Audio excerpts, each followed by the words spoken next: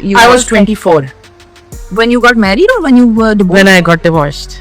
Oh wow, okay, that's you decided कि बस that was, you know, I've वो check कर दिया मैंने on my list और अब ये नहीं, मैं बिल्कुल वो नहीं हूँ जो ये कह के कि बम गिरा था उधर से मुझे नहीं गुजरना.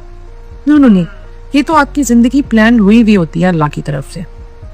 तो अब जब होता है, और लोगों को भी ये समझना चाहिए, जिसकी भी जो जिंदगी जैसी भी गुजर रही है वो अल्लाह की तरफ से प्लान है, उसको मिली भी है.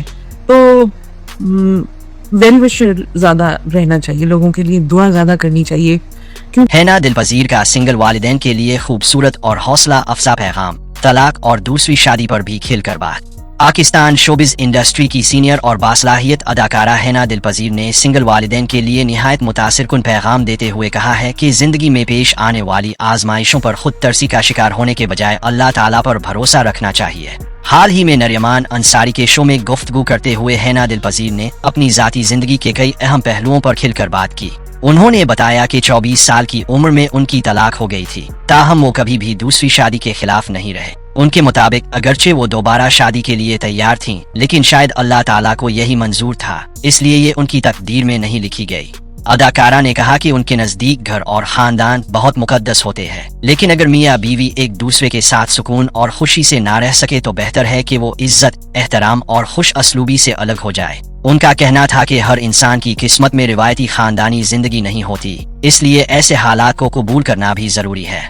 हैना दिलपजीर ने सिंगल वालिदैन को मुखातिब करते हुए कहा कि अपनी किस्मत पर अफसोस करने, खुद पर तरस खाने के बजाय अल्लाह के फैसले को खुश दिली से कबूल करे. अगर अल्लाह ताला ने किसी को एक मुश्किल रास्ता दिया है तो यकीन रखें कि वो इस रास्ते पर चलने की हिम्मत भी अता करता है. उन्होंने मजीद कहा कि सिंगल पेरेंट होना कमजोरी नहीं बल्कि एक बड़ी जिम्मेदारी है और बच्चों की बेहतरीन तरबियत मोहब्बत, सब्र और एतमाद से की जा सकती है. वाज़े रहे कि हैना दिलपजीर ने अपने बेटे मुस्तफ़ा की परवरिश अकेले की. इससे कबल भी वो मुख्तलिफ इंटरव्यूज में बता चुकी हैं कि तलाक के वक्त उनका बेटा सिर्फ 3 साल का था, मगर उन्होंने तमाम मुश्किलात का डट कर मुकाबला किया.